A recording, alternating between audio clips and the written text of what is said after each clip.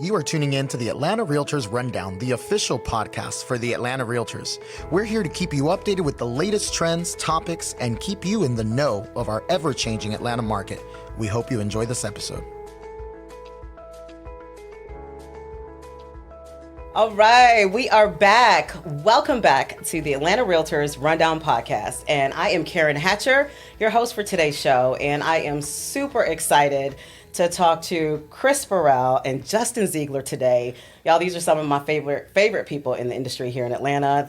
I've been working in leadership with them for years, and Chris for almost a decade, and learning from him and just watching him grow, and same with Justin. And I'm really excited for this episode. So today on the episode, we are going to be talking about, we're going to be celebrating Pride Month. This is going to come out in June, but obviously we want to celebrate Pride all year round. But we definitely want to talk about what's been happening in the LGBTQ plus community, and you're going to see why. I am super excited today to have on the incoming president-elect for the Atlanta Realtors Association, who is open LGBTQ plus, as well as our president-elect for the National LGBTQ plus Real Estate Alliance, who also is an ARA member and has moved through leadership here. So I am really excited, y'all. We're going to have a jam-packed, information-packed episode for you today.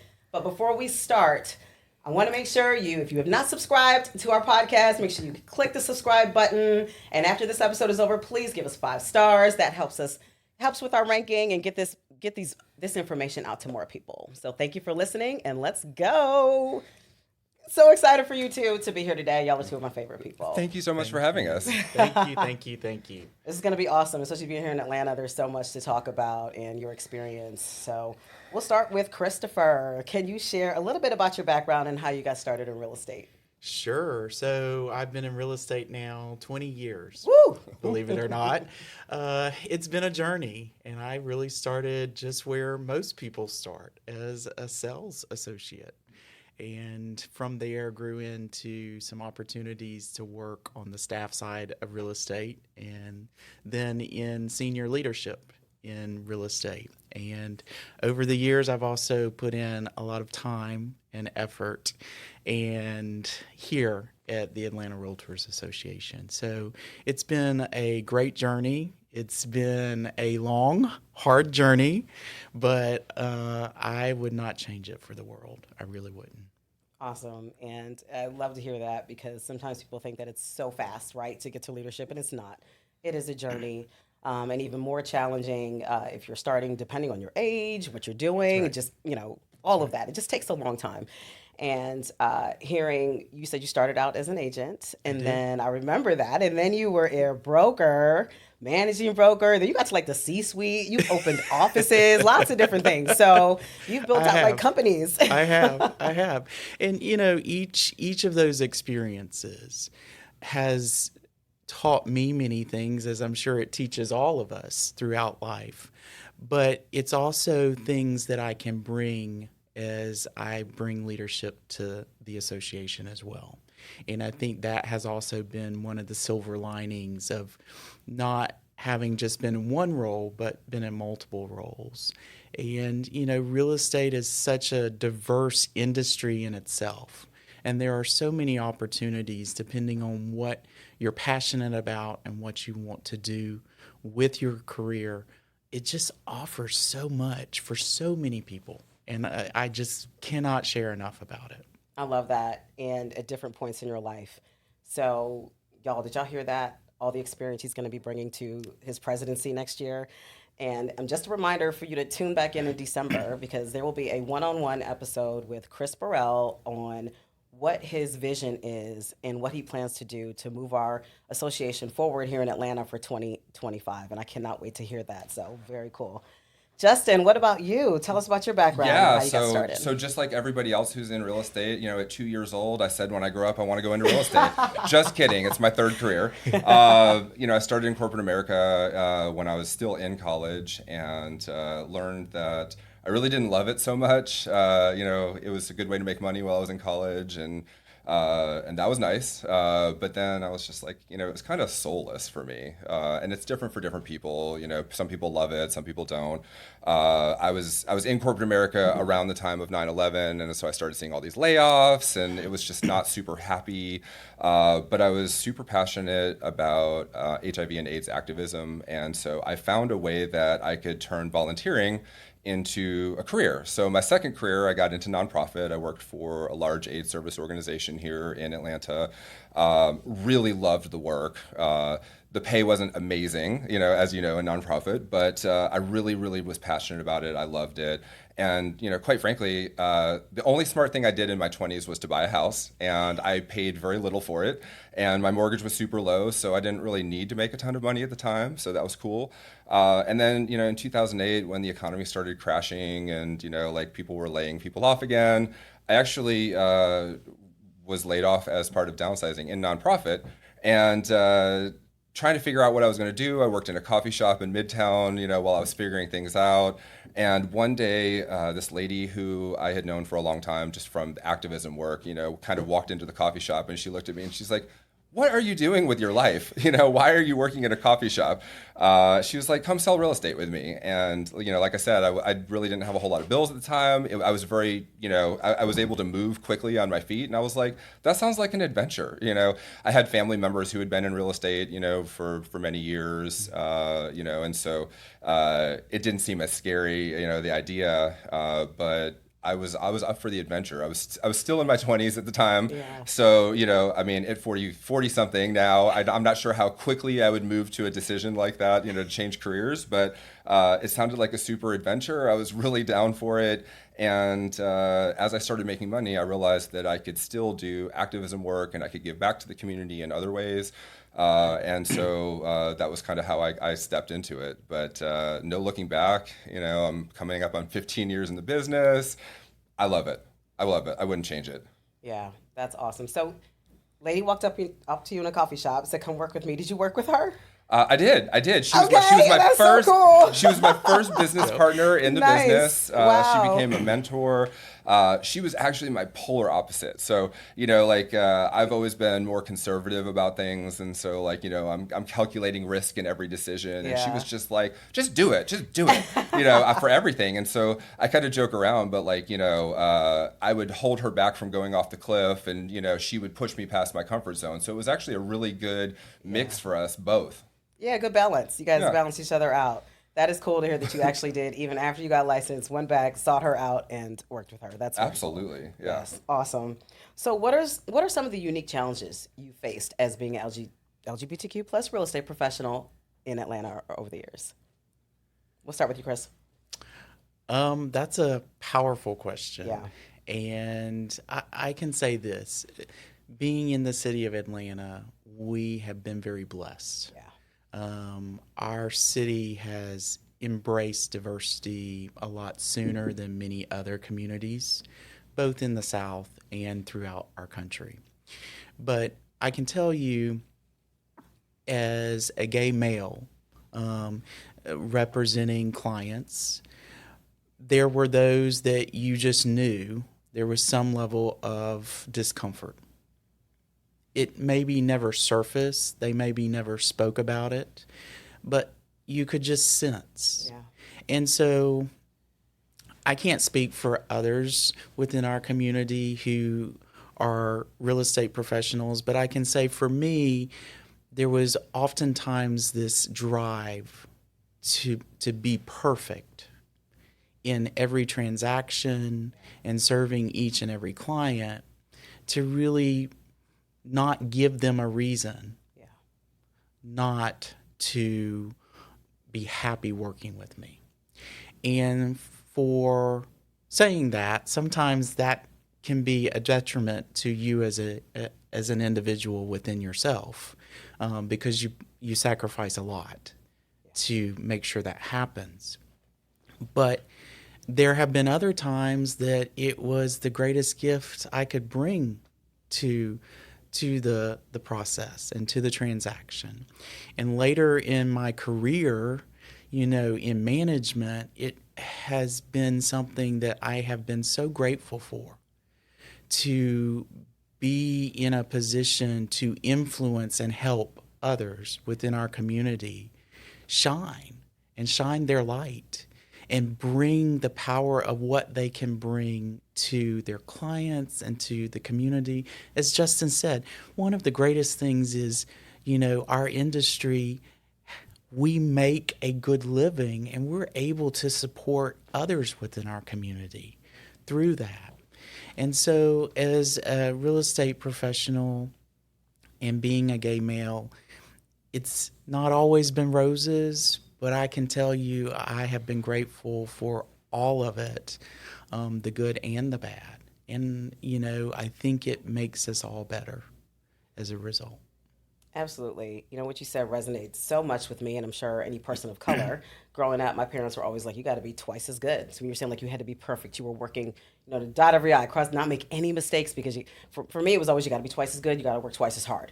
Right. And so I get that. I understand that so deeply, and just wanting to not give anyone a reason to say, oh, that's why, or, oh, it's because of this. And so I love that. And I also love how you closed it out with being able to create opportunities for the future.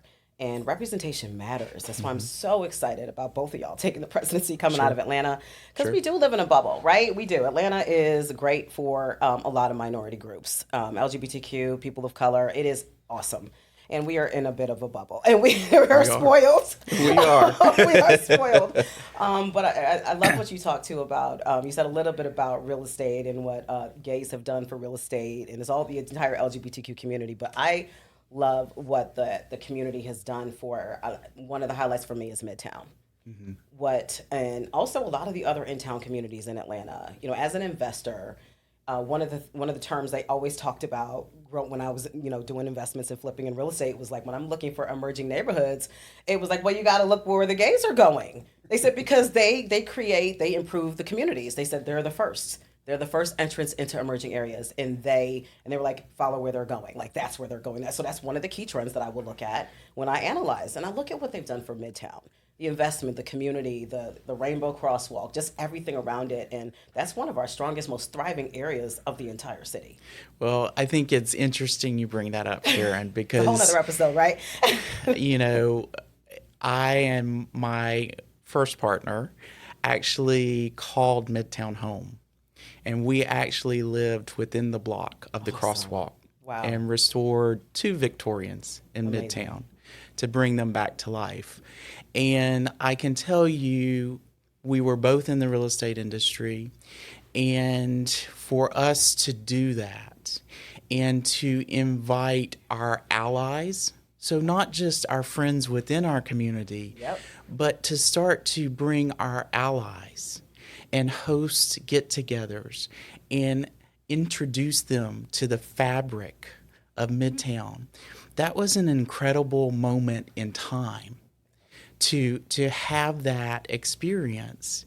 And I can remember very specifically the first time I drove into Atlanta, Georgia, to move to Atlanta. I drove down Piedmont to 10th and Piedmont. And the light turned red, and I was stopped there in my car. And I remember very specifically saying, I hope at some point I'm able to be part of this, because I was coming from a college community where it wasn't always welcome. Yeah. And then I remember several years later standing on the side of the road watching the Peachtree Road Race come through our community and remembering that moment and taking a deep breath and living in that moment for a second to realize that I was surrounded by a community that appreciated me and what I brought to the community for no other reason than because I was me. And that was a huge shift in my life and something that will always be with me. And Midtown has a very strong place in my heart and always will. And gosh, hasn't that intersection changed quite a bit? It has. I think there was a trailer, then that was the subway. There was the gay bookstore there at the corner. Yes. Which actually, that same intersection is kind of where I grew up. As soon as I was 16 and I was able to drive and get around on my own, like I found my way into town. I grew up in Cobb. And I found my way into town, and I would sit on the porch of that bookstore because it was kind of the only thing you could do at 16 years old. Is kind of sit out and hang out at that bookstore and kind of see people as they pass by and make friends there. And we were talking about this earlier, but I actually know Chris longer than I've been in real estate. That's right. Because of that house, that Victorian home that right. that he renovated, and the get-togethers at Pride and fundraisers and things like that. Awesome. And I love how Atlanta has that small world to it. When you started to ask this question, I thought to myself, I've got to acknowledge the privilege that I have in this moment, because quite frankly, as a professional who is gay, I haven't experienced a whole lot of discrimination in our industry, and I didn't really get involved in the realtor organization, so much. Like many people, I got into the business. I became a realtor because my brokerage said that I had to, and I came into this building. I did my orientation. I got my pin, and I walked out. And, maybe 10 or so years later, I realized that there was more to it than that, but for the first, 10 years of my career, I wasn't even thinking about it at that level. But one thing that I do remember always telling people when they would ask me, about things, within the LGBTQ plus community and how it relates to real estate, I would always talk about how it was perfectly legal in the state of Georgia to discriminate against people based on their sexual orientation and gender identity, but that I subscribe to a professional trade organization that basically says that we're not going to do that. We have a code of ethics that says we are not going to discriminate against people. Even though federal law may not protect them, we will. And so I've always touted that, and I've always appreciated that way before I got involved. So it's always been something important to me. But I will say this. While I may not have had, too many experiences of discrimination, I absolutely see it in the industry for our clients.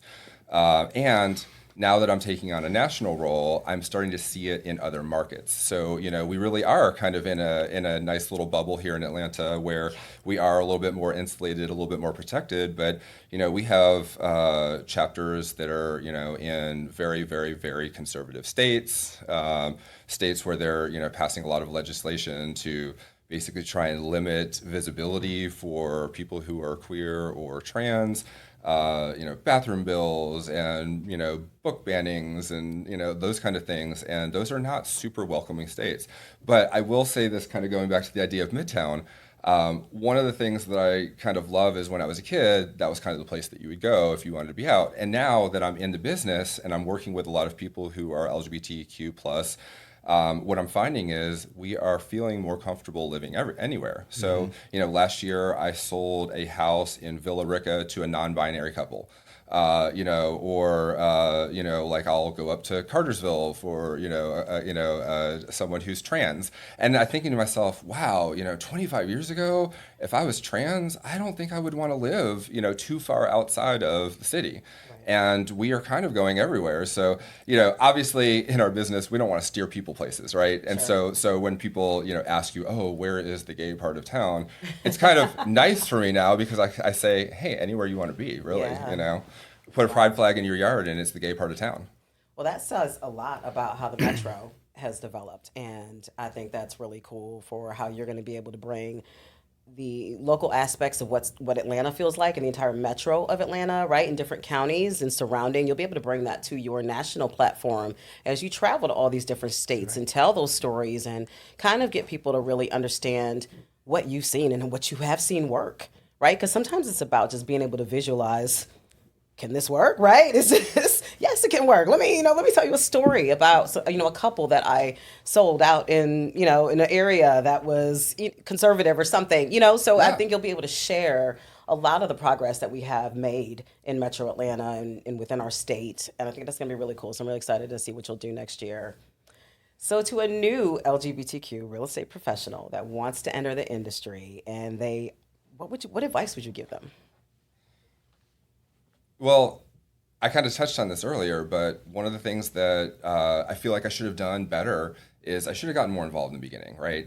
I should have volunteered a little bit more. And we all have this tendency, we got to get into business and go make money, right? Because we're in transition from a previous career most of the time. And so it's like, gosh, I have a mortgage to pay, I have a car payment to pay, I have health insurance I need to get for myself.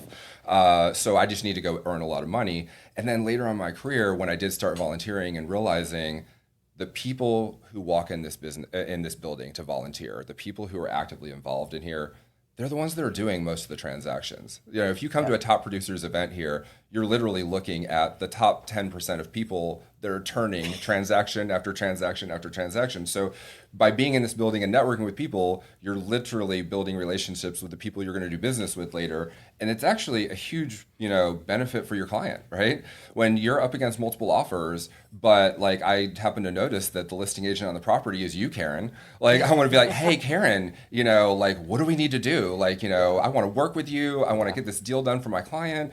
And so, I do encourage people, early on in their career to get more involved, to volunteer more, to step inside this building and network with other people. And that's not specific to LGBTQ, but that is absolutely something that, a lot of people miss in their career in real estate that I think is super beneficial. But I also encourage people to, network within, like our organization, the LGBTQ plus Real Estate Alliance, getting involved in that. But the other thing that a lot of times you don't hear when you're going through the process of getting your license, you learn how many square feet are in an acre, right? But the number of times you use that in your career is little. The secret to real estate really is you have to be able to generate business. Yep. So, you're not selling a house, you're selling the idea of buy your house with me or sell your house with me. And so, I think that that's super important for, people to realize. And so like going to networking events and getting out there and getting involved in your own community. So like a lot of the business that I do is within the LGBTQ plus community because I did AIDS activism for so long. I ran an LGBTQ plus business league in the mid 2000s. So my network of people were within my community.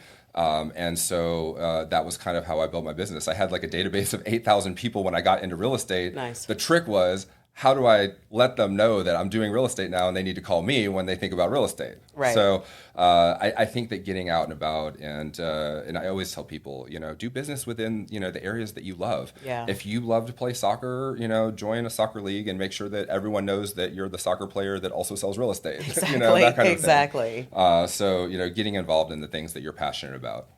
And this episode is really going to help with that too, because there's going to be a lot of people that are going to resonate with you all. Representation matters.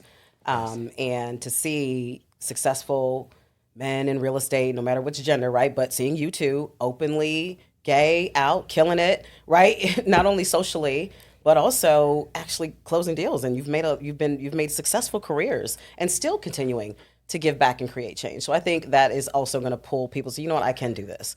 You know what, I can, well, thank you for sharing your story. Like, I didn't know that, and that you can achieve these heights. So really cool. I can't stress how important representation is, Yeah. And for those of you who've been in this building, you know the hallway of presidents, right? And I actually spend every single time I come to this building, I spend a moment in that hallway, right? Yeah.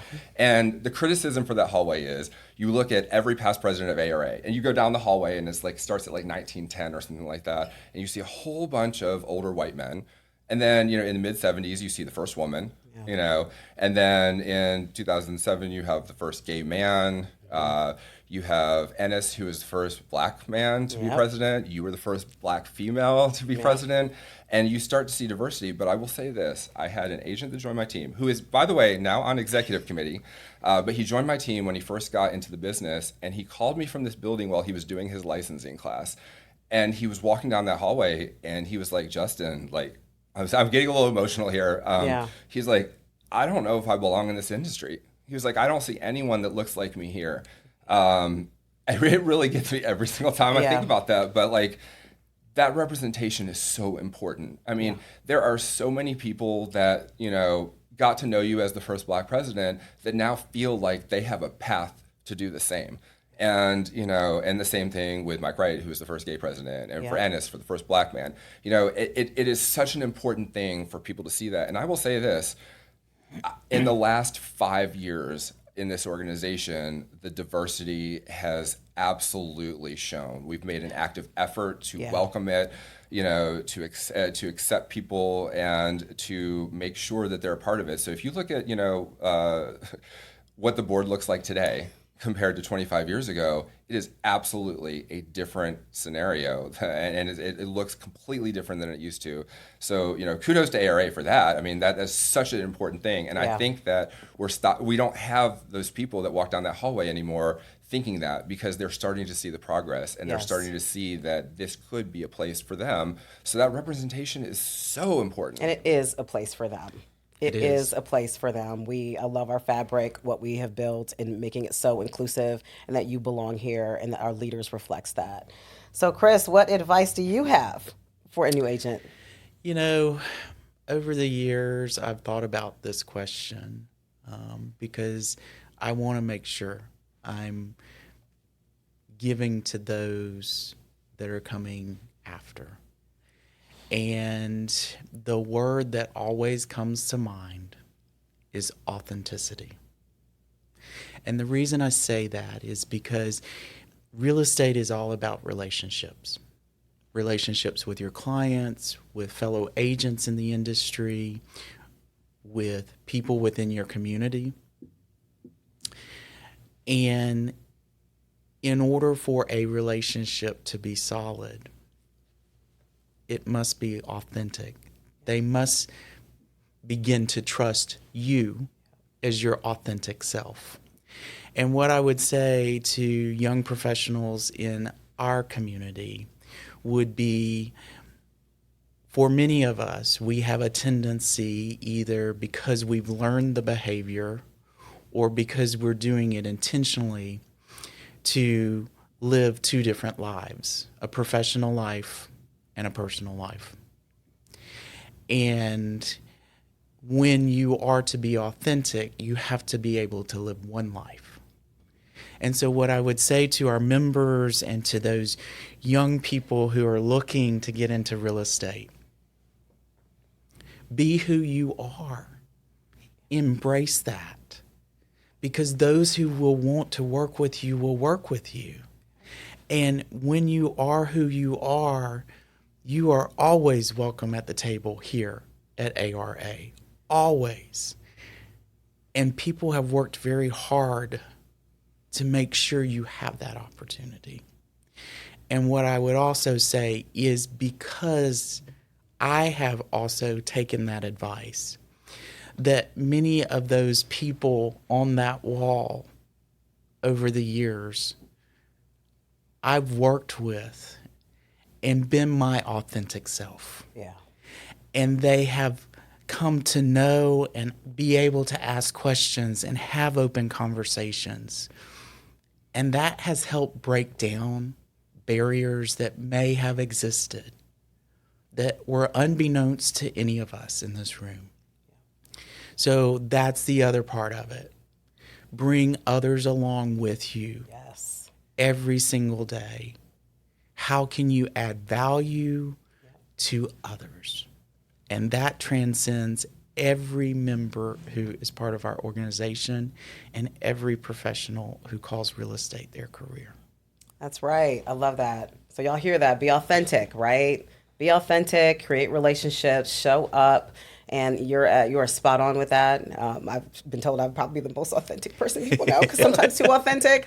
But I experienced the same thing. I'm very authentic. I always have been since I've served here, and I believe that has served me well in getting to the point of presidency at some point, because I'm just, where it is what it is, right? We're going to do the work to make things great, whatever it is that we're working on. So I love that. People are either going to love you or they're going to hate you. That's right. But think of it this way, though, like with politics, right? It doesn't matter which side you're on. 50% of the country is not on your side, right? So, right. You might as well just be you. Exactly, and be comfortable. So both of you are achieving significant milestones in your careers. Are you calling me old? No, but this is a significant milestone. What does it mean to you personally and professionally? We'll start with you, Chris, to be the second openly LGBTQ plus local realtor Atlanta Board Association president.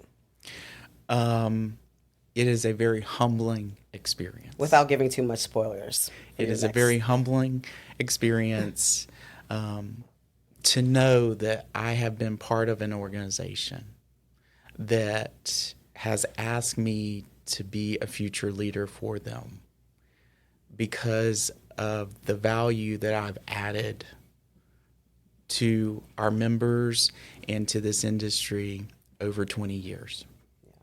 And so professionally, I am still speechless. Even when people say President-elect, I am speechless. Well I sincerely am. But, you know, from a personal standpoint, I think it is, I have grown into and embraced who I really am. And this really is an opportunity for me to share that as well, because I think as all of us have life experiences, regardless of who you are, you learn things from that. Yep. And personally, to know that my peers feel that I am the person to represent them in many ways, shapes, and forms, in many forums and many events to come, that's incredible. Yeah. Considering where we've been. Yep.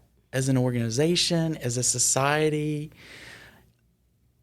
to be embraced that way, to not fear having to hide any part of who I am. Yeah. And to be able to truly focus on doing a really amazing job for our members, I can't say any more. I mean, it's just incredible, and I'm still very humbled. Awesome. Love that.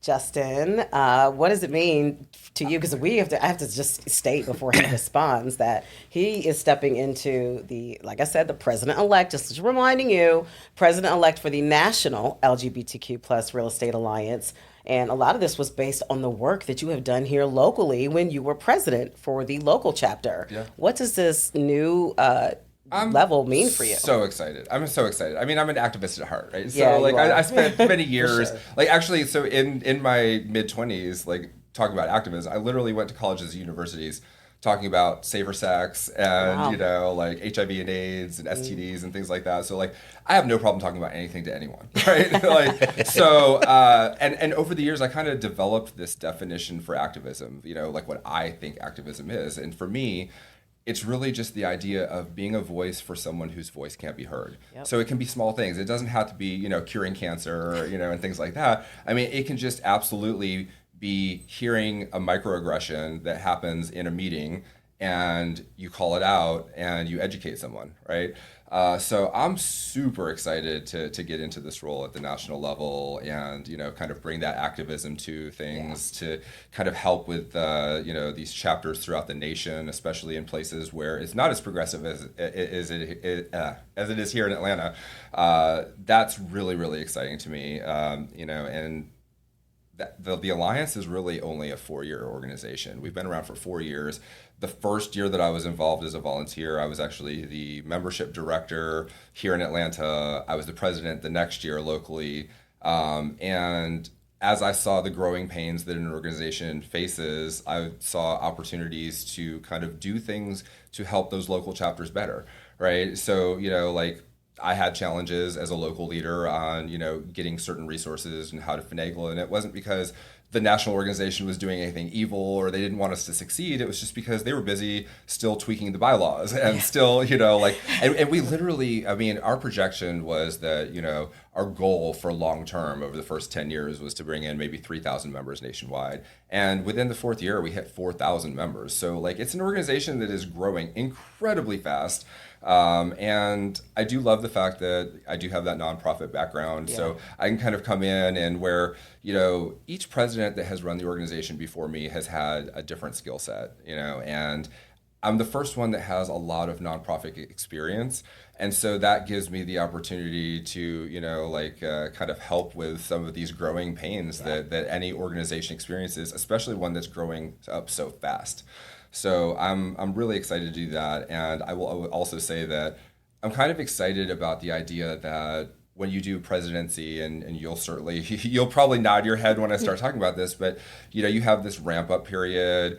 and then you get flung into it, and then you're kind of like swimming around as fast as you possibly can to stay afloat, and then halfway through it you start to hit your stride, and all of a sudden like things make sense and things are getting smoother, and then boom, you're done. And then they drag you in here to host podcasts and stuff like that. Right. Like they keep you busy. That's right. They keep you busy forever. Yes. So it's a 1-year position that's a lifetime appointment, right? Because like at the end of the day, from now until the end of eternity, your title is past president. Yeah. Right.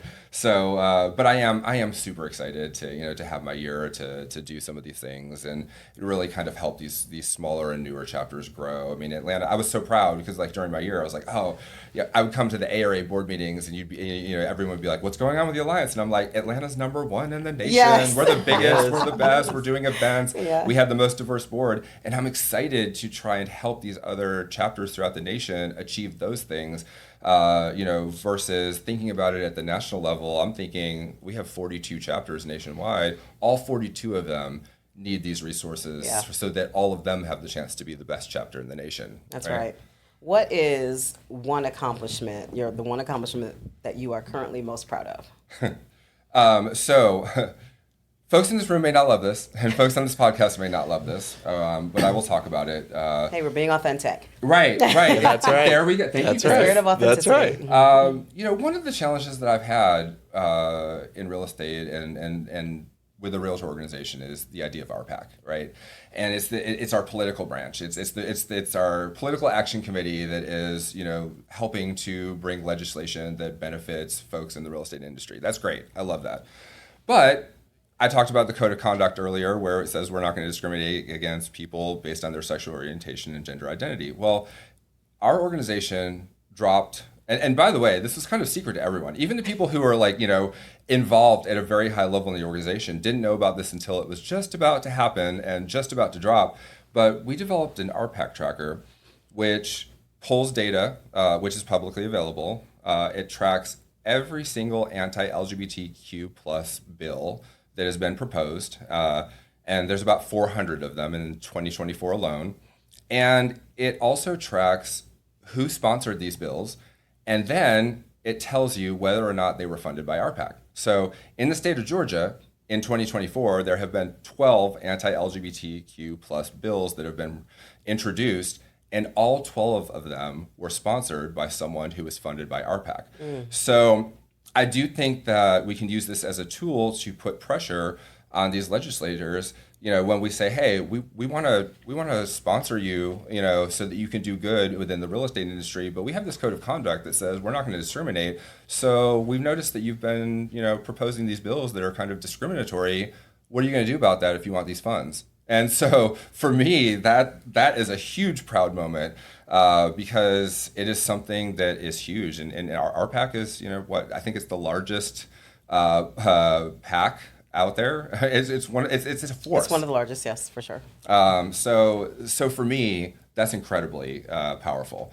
And I don't want to use it to take down our PAC or anything like that. But what I do want is I want to hold these politicians accountable.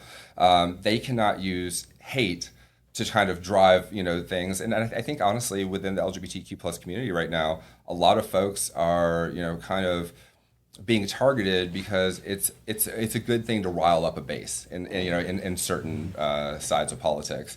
And so you see a lot of these anti-LGBTQ plus bills that are being out there, they're being put out there.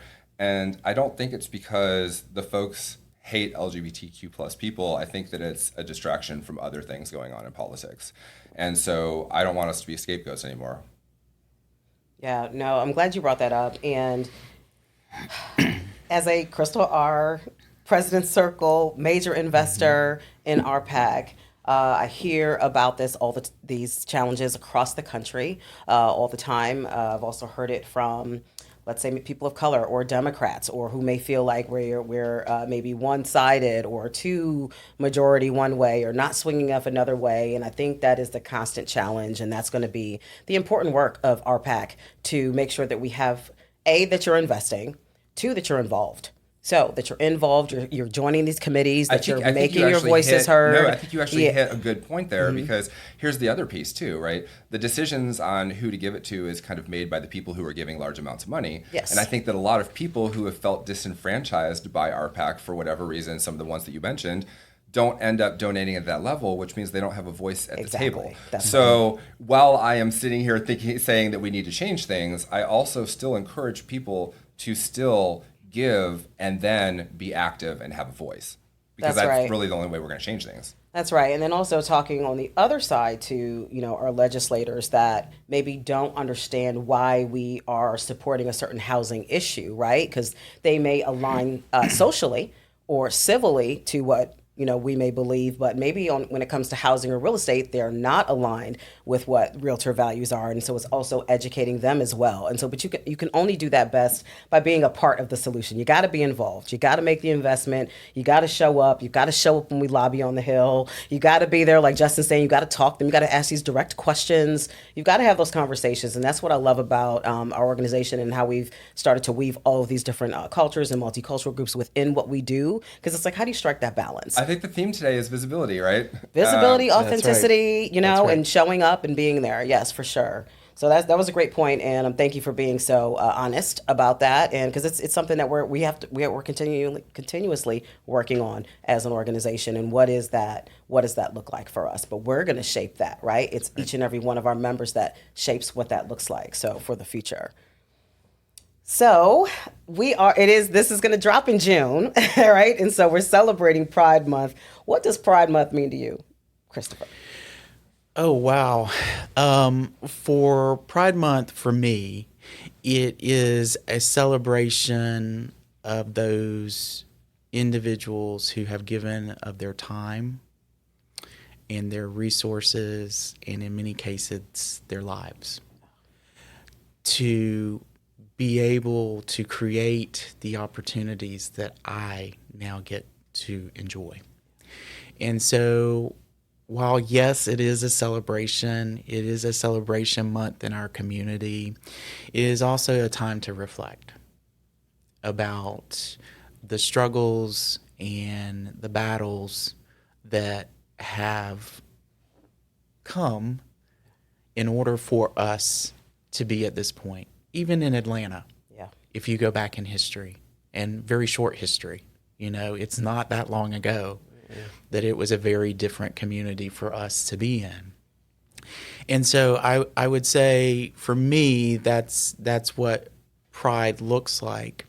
And for me, before real estate, I worked for the federal government. And my first boss, Bruce Gardner, is someone who has been a mentor to me for years and years. In many of the gay and lesbian organizations here in Atlanta, Georgia, he either served on the founding board or helped establish those organizations. He got me involved with the Atlanta AIDS Partnership Fund, where I co-chaired and helped distribute $500,000 a year to gay and lesbian and transgender organizations in Metro Atlanta for several years. He tells me over and over again that he is grateful for our friendship, because for Bruce, the majority of his friends he laid to rest in the 80s. And so he has a whole gap in friendships that are no longer with us because of AIDS and many other items that have been known to impact our community, including suicide. And so when I think about Pride Month, I do want us to celebrate. I want us to celebrate what we have collectively accomplished, but I also want us to know that there's still more to do, because not every community is Atlanta, Georgia. And we both have had that experience to know that we are very blessed when we talk to our peers, our real estate peers in other communities in this country. And so that's when you ask me what June and Pride Month is, that is really what it means to me. Thank you for that reflection and just hearing how people have impacted your lives and what an incredible amount of money that he has been able to raise to give away to those organizations over the years. That's significant and incredible. Yeah. And Justin's got his Pride sneakers on. I do. Today, so I love his Pride sneakers. I brought the rainbow kits. Yes, love it. And so what does Pride Month mean to you? Well, first off, we're not quite in Pride Month, so I would just want to showcase this the is fact going to that, drop in Pride Month. But I just want to showcase the fact that I wore these today anyway. So that's right. So I do think that. Well, first off, I like to think about it as just Pride 365. Like we got to kind of live that. But I will say this: it is incredibly inspiring. I remember, like when I was in my teenage years, people saying things like, "Oh, why do y'all need a Pride?" and things like that. And I think that until I experienced it, I didn't know the answer to that. And I realized, and the other thing that I used to hear is, like, oh, on the news they just show the freaks, and I actually say, let's embrace everyone, right? Yeah. And I think that the thing about Pride is people come as they are, they're accepted as they are. And I think that is such a powerful thing. It is the opportunity for people to be the absolute most authentic that they can be, right? That's right. And I love every bit of it. When I was a teenager, and we talked about that bookstore outright that at the corner of 10th and Piedmont that I used to sit on and, or sit on the porch of and just kind of watch people go by. I remember before I'd gone to my first Pride, I was thinking to myself, I was like, where are the women in our community? Like, all I see are the gay boys. Where are the women? I'm glad you brought that up. And, yes. But my first Pride, I was just like, oh my God, there they are. Like, there's a whole bunch of people that I had never seen before. And the thing that actually surprised me too with Pride more than anything else was that there were so many faces that you never saw, and it wasn't just because they lived in a different part of Atlanta, but Atlanta Pride is really kind of like a center place for the Southeast. You get people that come from Alabama and South Carolina and North Carolina and Florida, and this is a place for them to really kind of celebrate who they are. And that was one thing that I definitely noticed too when I did activism work. We had a lot of people that would come from rural places and move to Atlanta because it was more accepting for them. So for me, that's a pride point for our city, for what we do, to see that this is a place where people can come. I can't tell you how many times when I was doing HIV/AIDS activism, we would have someone that was unhoused. They had basically been kicked out of their house, in some rural place, far, 150, 200 miles away. And they came to Atlanta because it was a place where, while they got back up on their feet, they would actually be in an accepting place. And I think that acceptance is such an important piece. I certainly grew up thinking that it would never be legal for me to get married. And just kind of seeing how that changed in an instant. And you want to talk about a cool moment for I got to be at your wedding. I know. Thank you for inviting me. I loved it. I'm so glad. That was such a beautiful day. I'm so glad. It was actually like, one of the pieces that like just kind of the many things that happened that helped you and I bond too. Like so just much kind of love having in you the there. room. It's incredible. But I really truly did grow up thinking that, the best that I might get would be domestic partner benefits through a corporation where I was going to be working. But the idea that I would be able to, have the same marriage that anyone else could have, it just wasn't a reality in my world. And I was so surprised when it happened. But this kind of goes back to what you were asking me before about like a proud moment within the organization. But I actually went to a policy conference in DC that was part of the Alliance.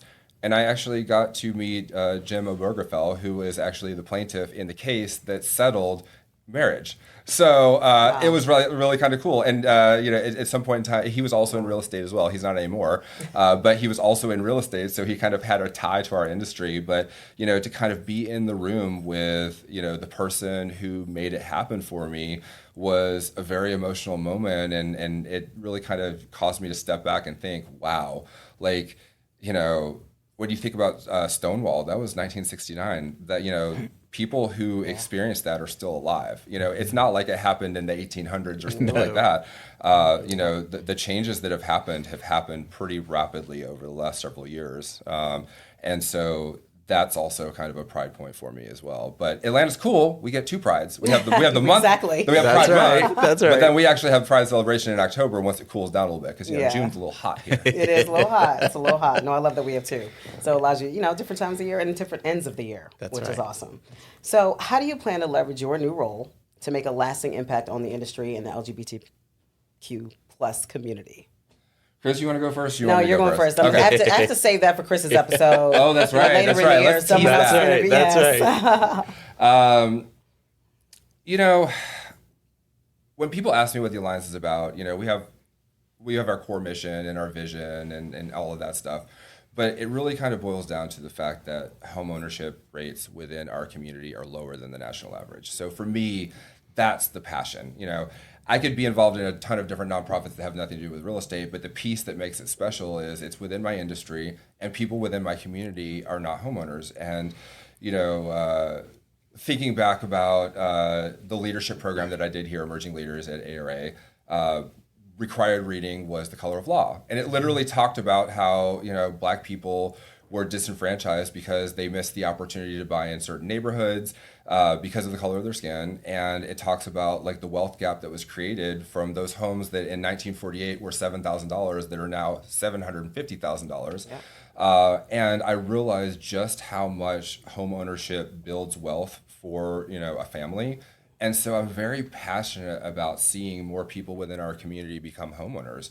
So for me, figuring out how to leverage that through these chapters throughout the nation and how to, basically get the home ownership rate within our community much higher. So, we're 49% of the LGBTQ plus community are homeowners. Across, it's a national average of about 64%.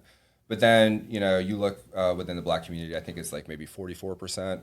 But what about a Black queer person? That actually goes down about another 22%. Mm-hmm. So there are certain communities that are, very unlikely to purchase a house. And I want to see a way that we can, provide education and kind of, get through those hurdles that, people have, those roadblocks to get into homeownership. I've heard some of for us in the business, it sounds silly, right? But I've heard some of these silliest excuses for why people don't buy a house. I literally had one person that waited 7 years to buy a house because he thought that the lender was going to look at his credit card transactions in gay bars and things like that, and he would be judged and he wouldn't get a loan. And how many times have we talked to someone that's like, oh yeah, as soon as I'm able to save 20% for a down payment, I'll buy a house. We have programs where people can get in with zero down for first-time home buyer. And they can join the Alliance and find a LGBTQ plus mortgage right. broker. Right. That's right. So I think a lot of it is education and get rid of reaching those folks fears. that, that feel like it's unattainable. But for me, I don't think we'll be able to measure my success in this, but what I really, really, really, really want to see over time is to see that homeownership rate come up. And Absolutely. by the way, spoiler alert, if you're in this business, you should too, because that's an opportunity to do business with a community that's not right now doing a whole lot of business. So when you're doing your lead generation activities and you're trying to find someone who needs to, to do a transaction, look at a community that's underserved. It's a great way to find new business. That's right. You can be an ally, and just by giving Absolutely. exposure, showing up, giving money, joining, networking, doing business with an LGBTQ plus owner, spreading it around, right? You can be an ally in many ways. So I love these two so much. I do. Seriously, y'all, I can't wait to see them in 2025. They are amazing. They're impactful. They do the work. They walk the talk. It is incredible to have worked with them over the years. I got a couple of fun questions before we close out that we like to close out with. One, Chris, what's your favorite book? Oh, my favorite book. Yeah. This is easy. So I love John C. Maxwell. I am part of his organization, his leadership organization. And my favorite book is Everyone Communicates, Few Connect. It's an older book of his. Didn't necessarily make the top selling list, but it has been a secret formula for me in everything I have done in life since I've found that book. So I absolutely love that book. Totally adding that to my wish list on my little online order. I haven't read that one. That's easy awesome. read. I love Easy it. read. What about you, Justin? Oh, you caught me off guard with this one because and actually, like, I hate to say this, but actually, I don't read a whole lot of books. I listen to podcasts in the car. Sometimes I'll do a book on tape, but like, And I know this sounds like a corny answer, but I actually really did love The Color of Law. It literally reads like a textbook. It does. You know, and I was like, oh gosh, I have required reading for the first time since college. I can't believe this. But then when I started reading it, I was just like, whoa. Like, I could not believe, you know, what had happened over the years legally to prevent people, you know, from getting into homes. So I know that's a kind of a boring answer. No, that is an impactful answer. But it really did. It really did change. And so I actually, especially if you're in this industry, like, I think it should be required reading. Yeah. By the way, it's available on tape. So like if you want to listen to it in the car, you could do that. But it really was meaningful for me to get through that book. And I honestly, when I first started, I was like, there's no way I'm going to get through this book. Where's the Cliff's Notes? But then I started reading and I got a couple chapters in and like I literally just sat there and I went from page to page to page. And my husband's like, are you coming to dinner? And I was like, I'll be there later. Yeah, it's astonishing what was legal and what you learn is mind blowing. So awesome. Thank you for that. Okay, favorite Atlanta restaurant, Chris? All right. So people are going to probably not even know this restaurant. Okay. It is a breakfast and lunch place, and it's called Bab's Midtown. Okay. And I totally know that place. It is in the heart of Midtown. Randy is the owner. I have known him since I have lived in Midtown, and it is the quintessential cafe that still exists among all of these new restaurants and places to go and be seen at. And it's in the basement of a building off of Juniper, located between 6th and 5th Street in there. You have to look for it or you'll pass it. Yeah. But the food is excellent, and the company and the humor is even better. So that is my go-to place for food and advice. So Randy gives it freely. And we all go. Make sure you let Randy know we're realtors. That's right. Chris preferred. Chris wants to come here and eat. Justin, favorite Atlanta restaurant? Oh my God, there's a list. I know, right? I mean, it's so much good food. So for different things, you know. But like, I love Bistro Nico because I love like the food there and the atmosphere. I'm embarrassed to admit how often Caleb and I eat at Fogo de Chão. Houston's has always been a favorite, but then also like, you know, later in life I moved to city of Decatur, and there are so many good restaurants in Decatur. So you know, like Leon's in the fall has this drink called the Leaf Blower, and they only have it in the fall because they literally like puree pumpkin for like 12 hours. They cook it and then they squeeze it into this drink. And like there was one time that I actually drank them out of that drink, and they're like, you have to come back tomorrow. But yeah, there's just so many good restaurants in Atlanta. There are. And I go to Leon's for brunch on Sundays. And my kids love their little, they do this like hot tea thing, apple cider mix thing. And that's so good. So, and their biscuits are really good. Yep. Well, I always enjoy talking to you too, but you gave our listeners today so much information.